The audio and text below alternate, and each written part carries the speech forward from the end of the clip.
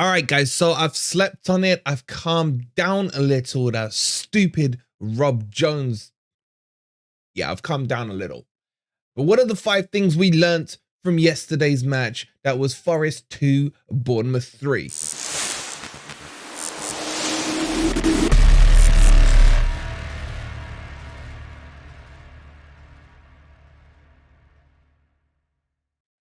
Good morning, good evening, or good night. Hope you guys are well and enjoying the holiday, and welcome to the 5 things we learnt from Forest versus Bournemouth yesterday. Coming up, we'll be dissecting a little bit of what I saw in the Nuno tactics yesterday. We'll be talking about Wood. Is he working? And we'll cover off things like Alanga, the referee, I guess, as well as a couple of other things. So if you're enjoying the content, if you're enjoying being on holiday, please don't forget to hit that like button. Make sure you subscribe to Forest Fan TV if you're new. And let's jump into this.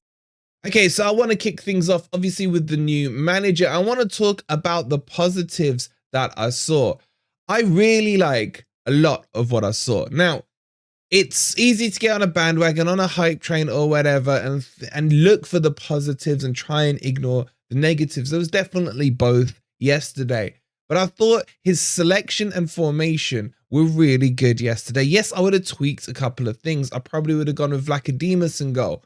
But if we'd gone with Vlachodimos in goal and had messed up, I would be saying right now, should have gone with Turner. The goalkeeping situation is still definitely a problem. As I said in the summer, we should have got Livakovic, but that's by and by right now. In terms of the formation, I was really pleasantly surprised by what he did. It was one of the formations that I said he may go with if he's trying to be positive to get a positive result. And that's the key message for me from yesterday, or the key takeaway, is a positive mindset from Nuno. Not only did he go for a 4-2-3-1, which I absolutely admired, but it's what he did at halftime. It's something, honestly, with all due respect to Cooper, I can't remember seeing it in the Premier League era so far since we've been back, where a manager makes a bold, positive decision against what the norm and the grain would be at halftime. And he did it really early by taking on Mangala, who I love, and bringing on Callum Hudson-Odoi. And for me, that just showed positive intent that, okay, we're down to 10 men. The odds are that we're probably going to lose. Eventually, a Premier League team should be able to break you down. But why should we just sit there and wait for it to happen? And I honestly think that's what we would have seen had it been under Cooper. I think we probably would have seen an extra defender brought in, maybe an extra midfielder, a CDM, sat deeper and tried to hold out for a 0-0. Whereas Nuno just went there and was like, nah, we're either going to lose or we're going to win. We're going to go for it. And I love that attitude. And that's after 2 training sessions with the team. And I think he's got real positive signs and a real understanding of kind of what a lot of us want to see. There has to be a difference between what we saw under Cooper to what we saw now. Otherwise, we've just tagged in, a Portuguese Steve Cooper. So that for me was an extreme positive.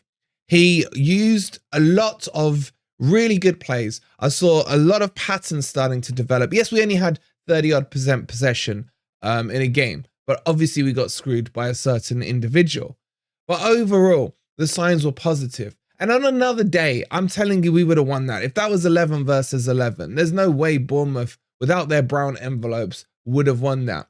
But I am extremely happy with what I saw yesterday. And it's just little seeds that I'm talking about now. Forest are going to not going to be able to turn it over overnight. This is probably, for me, going to be until March before we start seeing the fruits of our labor. We got a real tough run till then. And that's when we may start to see things click. At that stage, where are we in the league, though? That's going to be the question. And how much pressure will the team be under? But overall, I want to start with a real positive message of I was very impressed with the ideas and the philosophies that I saw coming out from Nuno yesterday. It's something I haven't seen in 18 months. And within 90 minutes, I could start to get an understanding of what he was trying to do. But how did you guys feel about it? Let me know down below. Okay, let's move on and talk about another positive. And this video is going to be quite positive despite the loss. Chris Wood was fantastic yesterday. I can't believe those words are coming out of my mouth. In fact, I have to clear my throat. They're jamming up. Let me just... That's better. Honestly, joking aside, he works in a Nuno style. I said this to you in the build-up last week, that Nuno doesn't necessarily need a pacey striker. His philosophy is all about pace on the wings and using a link-up man in the middle who can bring those wingers into play. And on top of that, Chris Wood was pressing, he was moving, he wasn't rooted to the center circle. I don't know what Nuno said to him. I don't know how Nuno got his legs to work, but it was really joyful to watch. I've never been Chris Wood's biggest fan, even before he came to Nottingham Forest. But if Nuno can get a tune out of Chris Wood, then Nuno is a miracle worker. He really is. Forget his goal. His goal was a great header. The thing that impressed me the most was our first goal and the work rate he did in there. The way he pressed, I think it was Scott, won the ball high up off him, and then slotted the ball through the defensive line into Alolan, and didn't just stand there and admire it. He actually moved forward into the box and was there as an option if Alolan chose not to shoot. And that's just positive signs. It really is. Now, we've seen these false dawns with Chris Wood before. We may be seeing another one here, but I did say before the match, I would start him, but this is his one shot, one kill for me. If he messes up on this, he needs to be binned off. He did not.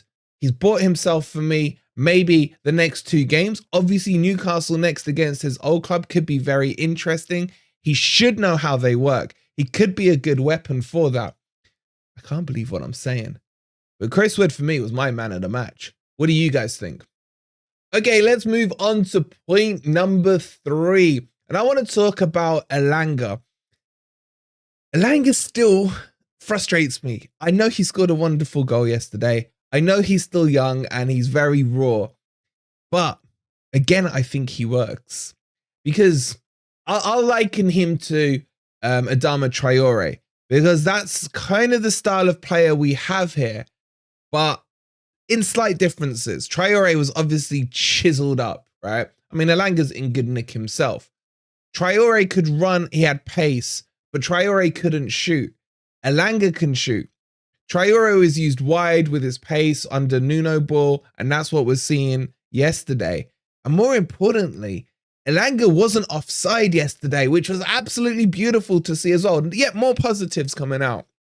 And his finish on his weaker foot was really well taken, I have to say that. But there are still things that he needs to have drilled out of him.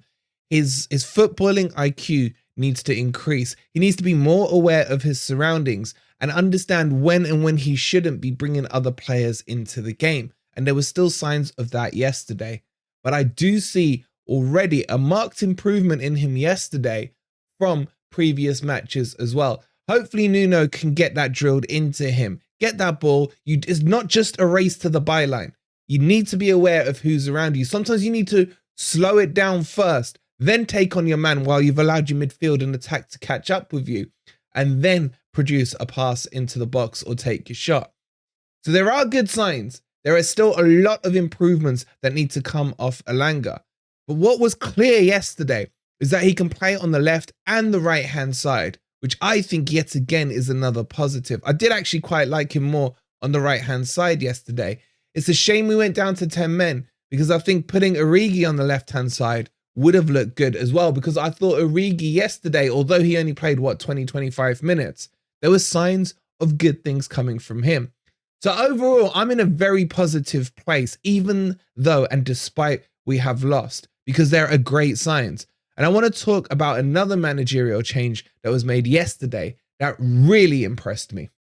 Okay, the next positive, and honestly, most of these are positive, and it feels lovely. It feels lovely to talk about positives in a defeat. I know it's weird, especially for me, but let's talk about a player who I loved last year, who I held in such high regard. But honestly, this year, I fell out of love with him a little.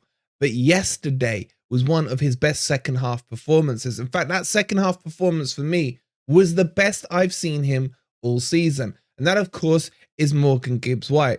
Why? Because Nuno knows him inside out. Again, we told you last week that Nuno used Morgan Gibbs-White in more of an advanced 8 position in his time at Wolves rather than in a 10 position or out wide. Firstly, Morgan coming back into the centre of the park was really good and really important. But in the second half, when Mangala was taken off and Morgan Gibbs-White was put into that 8, I thought he controlled the game really well. And I thought actually Yates played better alongside him. Now, Yates wouldn't be my first choice going forward. Obviously, it needs to be a Sangare in there. But Morgan Gibbs-White, for me, I am fully convinced now he is an 8 and not a 10. Because the amount of work he does anyway to get back really would negate some of the stuff he tries to do going forward. Yes, he did try a couple of annoying spins and tricks yesterday, and one came off as a foul, but he kind of got lucky with. But overall, it was so much better, and it was signs of the Morgan from last season. And hallelujah, we saw corners that cleared the first man yesterday. In fact, one of them led to a goal. So I think going forward, Morgan Gibbs-White may be started in that double pivot 8 where he sits in front of them, because we may see it against Newcastle. We'll do a video on that tomorrow, where it's a 3-5-2, for example, with 2 holders, Morgan Gibbs-White in the advanced 8, and then 2 attackers. So I think there are good signs here, especially if Morgan Gibbs-White is played in the correct position. I never want to see him out wide again unless we're absolutely desperate to. But honestly, what a performance in that second half from him. And Nuno knows him. And Nuno will know how to get the best out of him. And that, for me, only screams in positive signs. What were your thoughts on Morgan Gibbs-White yesterday? Let me know in the comments down below. You never want to believe, for point number 5, that a ref has it in for you. You really don't. But I am sorry. What happened yesterday was absolute corruption, in my opinion. I have never seen decisions made that were that bad in all my years of watching Forest. In fact, in all my years of watching football, I have not seen a decision that stupid in my life. A player like Bolly, who wins the tackle, whose foot slides across the ground, it's not like it's studs raised or anything like that, and then gets stamped on himself, is the player that gets sent off. Where are the standards? Where are the standards? If Forest do the unthinkable and get relegated, we will look back at this decision, and this could have cost us. Imagine we go down by a point.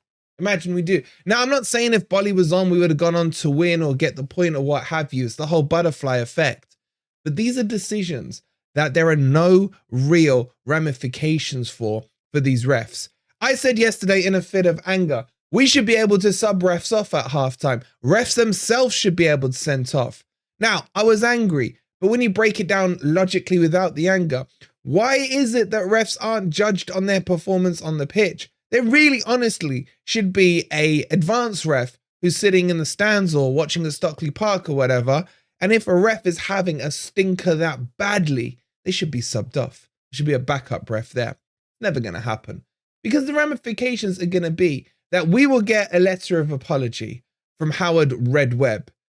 What does that do for us? Does that get us to replay the game? Does that earn us any extra points? No, it really isn't. It's just pathetic. And for me, the Premier League, the PGMOL, need to sort their act out. The penalty decision, shocking. Why the hell did they not look at the camera angles from the Trent end? And they said they couldn't verify if it was in or out. I've always said we need the semi-automated systems that you see them use in the Champions League and the World Cup.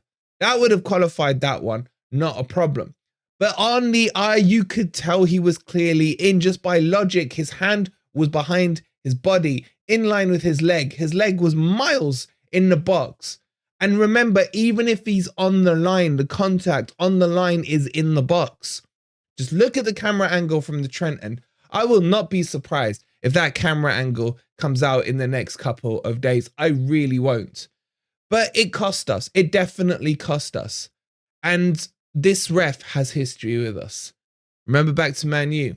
He was in Stockley Park. He's the one who gave the penalty against Danilo. He's just got so much crap with Forest. And then we put an official complaint in that, and shock horror, I think the complaint went officially in 3 weeks ago. Shock horror, his first game back involved in Forest, what does he do? He produces a stinker. You've seen the images now, he had to be escorted off with a police cordon, and that just tells you everything. That just tells you everything. Here's the other thing I don't understand.